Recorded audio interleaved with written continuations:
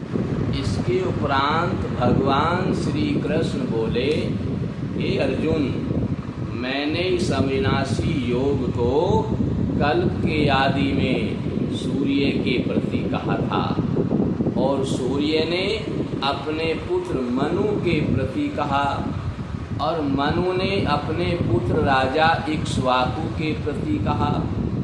इस प्रकार परंपरा से प्राप्त हुए इस योग को राज ऋषियों ने जाना, परंतु हे अर्जुन, वह योग बहुत काल से इस पृथ्वी लोक में लोप हो गया था। वह ही यह पुरातन योग अब मैंने तेरे लिए वर्णन किया है, क्योंकि तू मेरा भक्त है और प्रिय सखा है, इसलिए तथा यह योग बहुत उत्तम और रहस्य अर्थात अति मर्म का विषय है। इस प्रकार भगवान श्री कृष्णचंद्र महाराज के वचन सुनकर अर्जुन को बड़ा आश्चर्य हुआ और अर्जुन ने पूछा, हे भगवान, आपका जन्म तो आधुनिक अर्थात अब हुआ है और सूर्य का जन्म तो बहुत पुराना है, इसलिए इस योग को कल्प के आदि में आपने कहा था, यह मैं कैसे मानूं। इस पर भगवान श्री कृष्ण महाराज बोले, हे अर्जुन, मेरे और तेरे बहुत से जन्म हो चुके हैं, परंतु हे परम तप, उन सब को तू नहीं जानता और मैं जानता हूँ। मेरा जन्म प्राकृत अर्थात मनुष्यों के जैसा नहीं है। मैं अविनाशी रूप अजन्मा होने पर भी तथा सब भूत प्राणियों का ईश्वर होने पर भी अपनी प्रकृति को अधीन करके योग माया से प्रकट होता हूँ। हे भारत, जब जब धर्म की हानि और अधर्म की वृद्धि होती है, तब तब ही मैं अपने रूप को रचता हूँ अर्थात प्रकट होता हूँ, क्योंकि साधु पुरुषों का उद्धार करने के लिए और दूषित कर्म करने वालों का नाश करने के लिए तथा धर्म स्थापन करने के लिए मैं युग युग में प्रकट होता हूँ। इसलिए हे अर्जुन, मेरा वह जन्म और कर्म दिव्य अर्थात अलौकिक है।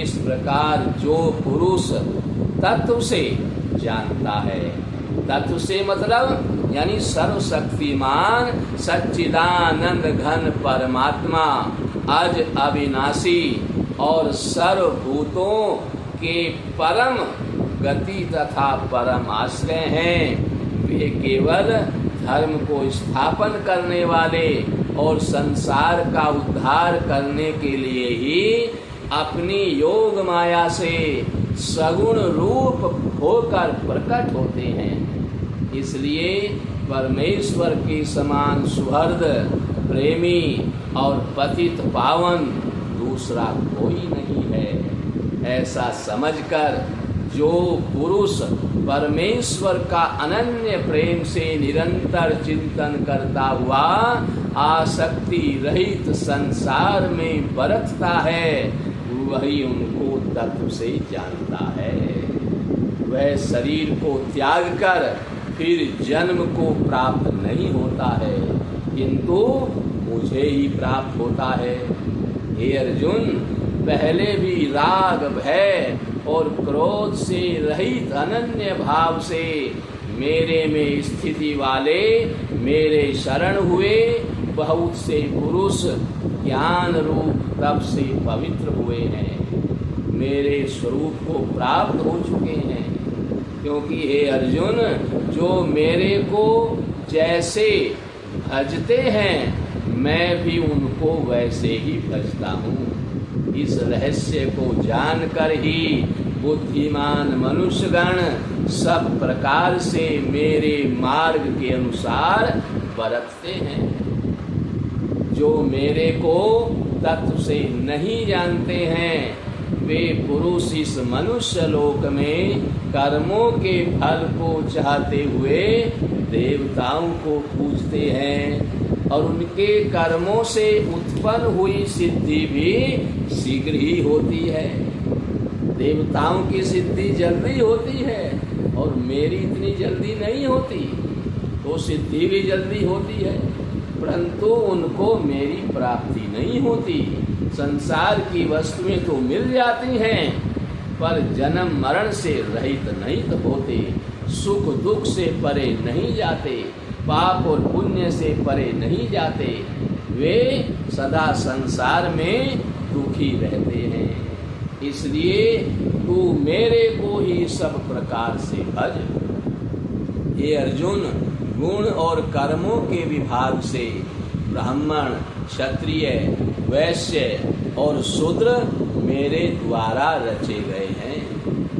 उनके कर्ता को भी मुझ अविनाशी परमेश्वर को तू अकर्ता ही जान, क्योंकि कर्मों के फल में मेरी स्पृहा नहीं है, इसलिए मेरे को कर्म लिपायमान नहीं करते।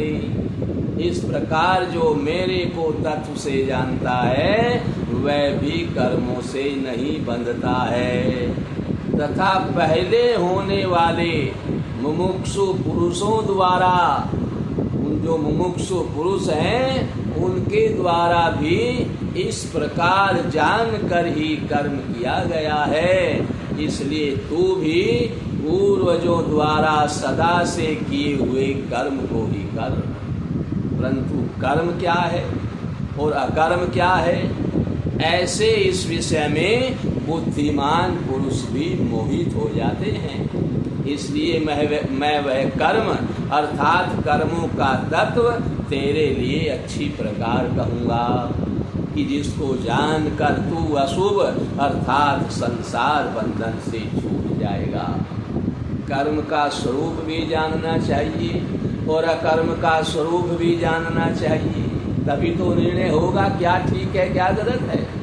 तथा निषिद्ध कर्म का स्वरूप भी जानना चाहिए, क्योंकि कर्म की अति गति गहन है।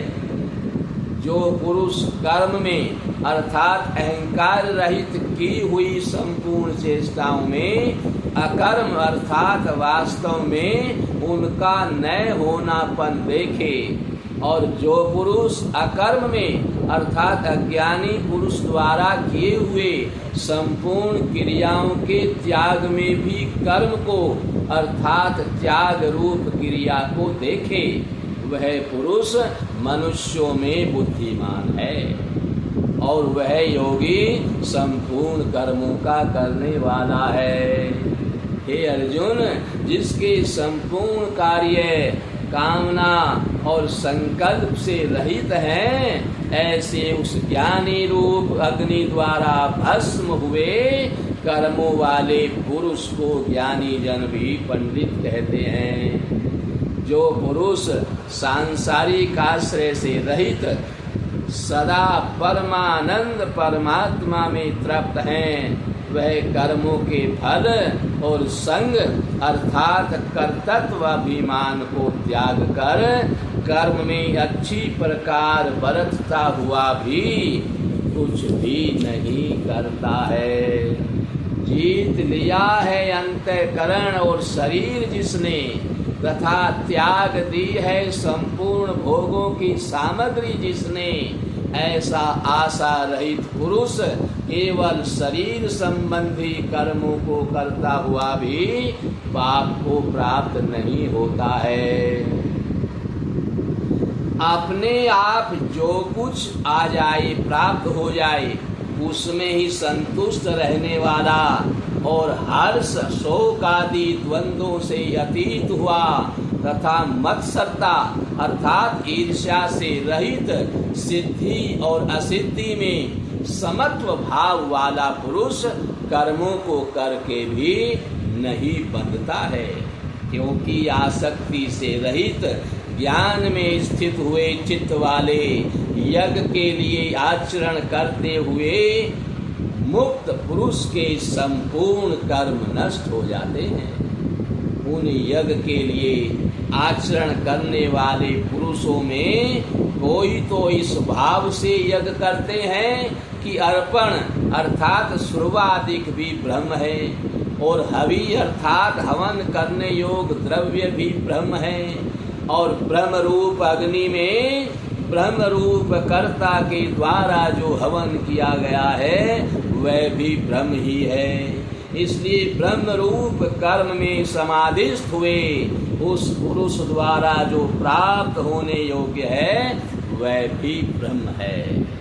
और दूसरे योगी जन देवताओं के पूजन रूप यज्ञ को ही अच्छी प्रकार उपासते हैं अर्थात करते हैं, और दूसरे ज्ञानी जन पर ब्रह्म परमात्मा रूप अग्नि में यज्ञ के द्वारा ही यज्ञ को हवन करते हैं। यानी पर ब्रह्म परमात्मा में ज्ञान द्वारा स्थित होना ही पर ब्रह्म अग्नि में यज्ञों द्वारा यज्ञ के द्वारा यज्ञ को हवन करना है। सच्चिदानंद घन परमात्मा के सिवाय अन्य किसी का भी नए चिंतन करना ही उन सब का हवन करना है। अन्य योगी जन श्रोत्रादिक सब इंद्रियों को संयम अर्थात स्वाधीनता रूप अग्नि में हवन करते हैं, अर्थात इंद्रियों को विषयों से रोक कर अपने वश में कर लेते हैं। और दूसरे योगी लोग शब्दादिक विषयों को इंद्रिय रूप अग्नि में हवन करते हैं, अर्थात राग द्वेष रहित इंद्रियों का विषयों को ग्रहण करते हुए भी भस्म रूप करते हैं। दूसरे योगी जन संपूर्ण इंद्रियों की चेष्टाओं को तथा प्राणों के व्यापार को ज्ञान से प्रकाशित हुई परमात्मा में स्थिति रूप तथा योगाग्नि में हवन करते हैं। दूसरे कई पुरुष अर्पण बुद्धि से लोक सेवा में द्रव्य लगाने वाले हैं, वैसे ही कई पुरुष स्वधर्म पालन रूप तप यज्ञ को करने वाले हैं, और कई अष्टांग योग रूप यज्ञ को करने वाले हैं, और दूसरे अहिंसा आदि तीक्ष्ण व्रतों से युक्त यत्नशील पुरुष भगवान के नाम का जप तथा भगवत प्राप्ति विषयक शास्त्रों का अध्ययन रूप ज्ञान यज्ञ के करने वाले हैं। दूसरे योगी जन अपान वायु में प्राण वायु को हवन करते हैं, वैसे ही अन्य योगी जन प्राण वायु में अपान वायु को हवन करते हैं, तथा अन्य योगी जन प्राण और अपान की गति को रोककर प्राणायाम के परायण होते हैं। दूसरे नियमित आहार करते हैं, और नियमित आहार करने वाले योगी जन प्राणों को प्राणों में ही हवन करते हैं। इस प्रकार यज्ञों द्वारा नाश हो गया है पाप जिनका, ऐसे सभी पुरुष यज्ञों को जानने वाले हैं। हे कुरुश्रेष्ठ अर्जुन, यज्ञों के परिणाम रूप ज्ञानामृत को भोगने वाले योगी जन सनातन पर ब्रह्म परमात्मा को प्राप्त होते हैं, और यज्ञ रहित पुरुष को यह मनुष्य लोक भी सुखदायक नहीं है, फिर परलोक कैसे सुखदायक होगा। ऐसे बहुत प्रकार के यज्ञ वेद की वाणी में विस्तार किए गए हैं, उन सबको शरीर मन और इंद्रियों की क्रियाओं द्वारा ही उत्पन्न होने वाले जान।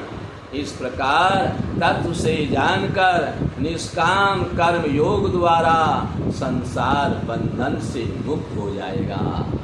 आगे आपको कल श्रवण कराया जाएगा, इसलिए इसका अध्ययन बार बार करें, जिससे नए नए भाव आपके हृदय में उत्पन्न हो, नई नई जानकारी होती चली जाएगी। जितनी बार इसको श्रवण करोगे उतनी बार ही नई नई बात आपके हृदय में आएंगी, आपको तत्व ज्ञान होगा, पर ब्रह्म की प्राप्ति होगी और आगे की कथा आपको कल श्रवण कराई जाएगी।